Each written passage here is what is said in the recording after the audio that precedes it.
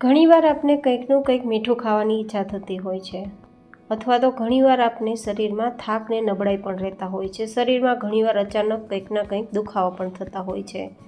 તો આ જે ડિમ્પલ ડિસીઝમાં શેર થશે ને તે રેસીપી ટ્રાય કરજો.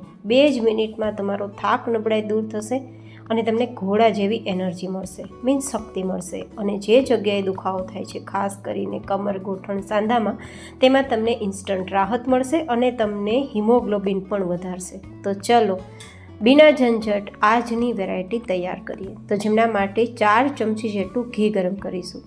જો કે તમે અહીંયા એકદમ ઓછા ઘીમાં વેરાયટી તૈયાર કરવી હોય તો 1 ચમચી ઘીનો ઉપયોગ પણ કરી શકાય, જો કે તમારી ઈચ્છા. હવે અહીંયા કાજુ અને બદામને થોડીવાર માટે શેકી લઈશું. જો કે ઓપ્શનલ છે પણ ટેસ્ટ સારો આપે છે અને તેની અંદર રહેલા પોષક તત્વો વિટામિન E એન્ડ ઝિંક બંને આપણા હેલ્થને બેનિફિટ્સ આપવાના છે. તો આ રીતે થોડા ગોલ્ડન કલર પર આવે ત્યારે શેકાઈ ગયા સમજી અને તેને બહાર કાઢી લેવાના છે. હું અગેન કહું છું ગાઈઝ કે 1 ચમચી ઘીથી પણ આ વેરાયટી તૈયાર થઈ શકે છે, પણ મેં 4 ચમચી ઉપયોગમાં લીધું છે. એન્ડ હા, જો વેટ લોસ હોય અને મીઠું ખાવાની ઈચ્છા થાય તો પણ આ વેરાયટી તૈયાર કરી શકાય, પણ તેના માટે ઘી એકદમ ઓછું લેવાનું છે, એ ધ્યાન રાખવાનું છે.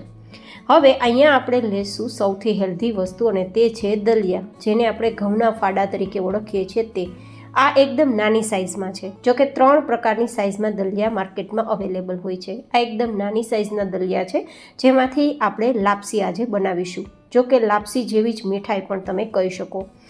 આ જે દાણા છે તેનાથી થોડા મોટા દાણા હોય તો તેમાંથી તમે ખીચડી બનાવી શકો છો, દલિયા બનાવી શકો છો, અને તેનાથી પણ મોટા દાણા હોય તો તમે ઉપમા બનાવી શકો છો. આ રીતે આપણે ઉપયોગ કરવાનો છે. હવે મેં અડધા કપ જેટલા દલિયા લીધા છે, તેને પહેલાં ધોઈ લેશું અને પછી આ જે ગરમ ઘી છે તેમાં ઉમેરી દઈશું.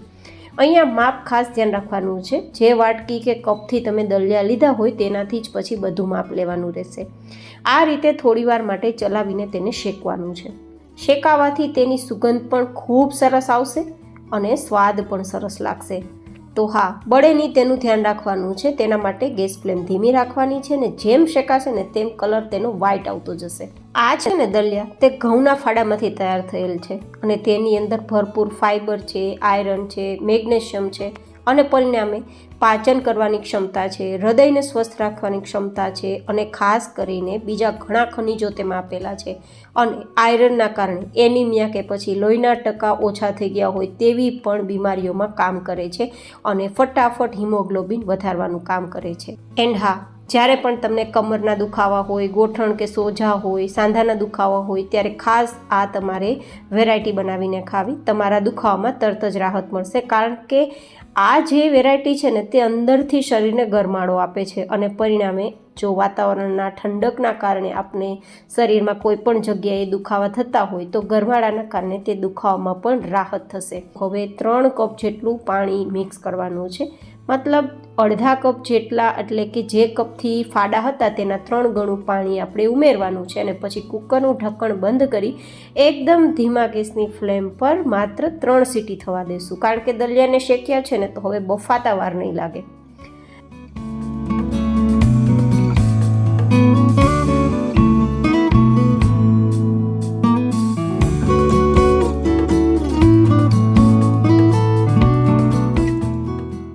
અને ઢક્કણ ખોલતા દાણો બરાબર બફાઈ ગયો છે અને તળિયામાં ચીપક્યો પણ નથી. ઘઉંના ફાડા થોડા કડક હોય છે તો તેને બાફવા જરૂરી છે, પણ બાફતા પહેલાં શેકીને બાફશો તો વધારે સ્વાદ આવશે. તમે જોઈ શકો છો અત્યારે એકદમ સરસ દાણા ફૂલીને મોટા થઈ ગયા છે અને પાકી ગયા છે, બિલકુલ કાચા નથી. આ રીતે એક દાણો ચેક પણ કરી લેવાનો કે કાચો નથી ને.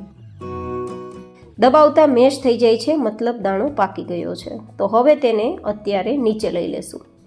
હવે આપણે અડધા કપ જેટલો ગોળ લેશું. જો તમે વજન ઘટાડવામાં અથવા તો તમને ડાયાબિટીસ છે અને આ વેરાયટી ખાવી છે તો મેં જેટલો ગોળ લીધો છે તેનાથી પણ અડધો ઓછો ગોળ લેવાનો છે. મતલબ મેં અડધા કપ જેટલો ગોળ લીધો, તમે માત્ર 4 ચમચી કે પછી 1/4 કપ જેટલો જ ગોળ લેજો તો પણ તમે ખાઈ શકશો, અને એ પણ પ્રમાણમાં જો કંટ્રોલમાં ડાયાબિટીસ હોય તો, અને ખાસ કરીને વજન ઘટાડવું હોય તો થોડું મીઠું ખાવામાં ધ્યાન રાખવાનું, કારણ કે તેમાં પણ હાઈ GI હોય છે એન્ડ હાઈ કેલરી હોય છે. એટલા માટે પણ ગોળના એક અલગ જ ફાયદા છે, કારણ કે તે આયરનથી ભરપૂર છે અને તેની અંદર ઇન્સ્ટન્ટ એનર્જી આપવાની ક્ષમતા છે. તો જ્યારે થાક નબળાઈ લાગે ને ત્યારે તો ફટાફટ આ જ વેરાયટી ખાવી જોઈએ. એકદમ ઓછી કિંમતમાં તૈયાર થાય છે અને હું તો માનું છું ત્યાં સુધી દવા કરતાં તમને આવી વેરાયટીઓ ખાઈને વધારે ફાયદા થાય છે. તો જો દવા કરતાં વધારે ફાયદા આ વેરાયટી કરતી હોય તો શા માટે દવા ખાવી જોઈએ? તો આ રીતે હવે ગોળ અને તેમાં લગભગ અડધા કપ જેટલું મેં પાણી લીધું છે તે લઈને મિક્સ કરવાનું છે અને ગોળને થોડીવાર માટે ગરમ કરી ઉકાળવાનો છે, જેથી ગોળનો જે સુગંધ હોય ને તે આપણા જે વેરાયટી છે લાપસી બનાવીએ છીએ તેમાં આવે નહીં.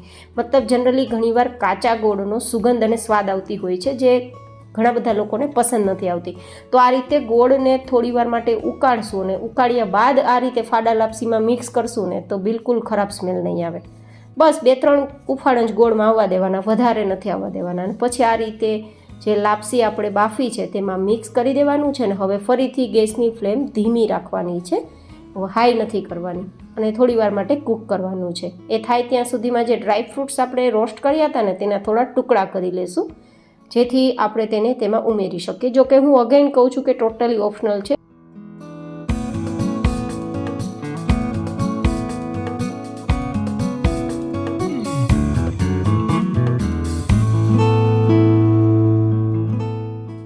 આ રીતે તમે જોઈ શકો છો ધીમે ધીમે પાણી બધું જ ઘઉંના ફાડાએ એબ્ઝોર્બ કરી લીધું છે અને બધા જ દાણા સ્વીટ થઈ ગયા છે અને કલર થોડો ડાર્ક થઈ ગયો છે, કારણ કે મારો જે ગોળ છે ને દેશી ગોળ હતો, તો દેશી ગોળના કારણે ઓફકોર્સ કલર થોડો ડાર્ક જ થાય. હવે એલચીનો પાવડર થોડો ઉમેરીશું ફ્લેવર માટે, ને અડધી ચમચી જેટલા ખસખસ, જો કે ઓપ્શનલ છે પણ શરીરમાં ઘણા બધા ફાયદા કરનાર પણ રહેશે અને લુક તો ઓફકોર્સ ક્રિએટ કરશે જ. હવે ડ્રાય ફ્રૂટ્સ ઉમેરી દેશું, મિક્સ કરી દેશું એન્ડ ધેન ગેસની ફ્લેમ બંધ કરી દઈશું, કારણ કે આપણી આ વેરાયટી ઓલમોસ્ટ રેડી છે. પણ તમારે જો વધારે થીક જોતી હોય તો હજુ 2 મિનિટ કૂક કરવાનું, એન્ડ લૂઝ જોતી હોય તો હવે આ તૈયાર છે. પણ જેમ ઠંડી થશે તેમ વધારે ઘટ થશે, તો વધારે આપણે આ રીતે ગેસ ફ્લેમ પર કૂક કરવાની કોઈ જરૂર નથી. બસ બધી જ સાઈડ આ જે કુકરમાં આપણે ઉમેરેલું ઘી છે ને તે થોડું થોડું દેખાવા લાગે ને ત્યારે સમજવાનું કે આપણી આ લાપસી તૈયાર થઈ ગઈ છે. જનરલી ફાડા લાપસી ખાંડમાં બનાવતા હોય છે, પણ એકવાર આ રીતે ગોળમાં બનાવજો, તમને હેલ્થ બેનિફિટ્સ એટલા બધા આપશે ને કે વાત ના પૂછો, સાથે ખૂબ સ્વાદિષ્ટ લાગશે. એકવાર મારી આ રીતે ટ્રાય કરજો. હવે આ કુકરને નીચે લઈને થોડું ઠંડુ કરી લેશું, જેથી જે કાંઈ પણ તમને આ લિક્વિડ ફોર્મ દેખાય છે ને તે થોડું ઘટ થઈ જશે. તો 5 મિનિટ પછી તમે ટેક્સચર જુઓ, એકદમ આપણું આ જે મિશ્રણ ઘટ થઈ ગયું છે ને દાણા મોતીની જેમ ચમકવા લાગ્યા છે, એકદમ છૂટા થઈ ગયા છે.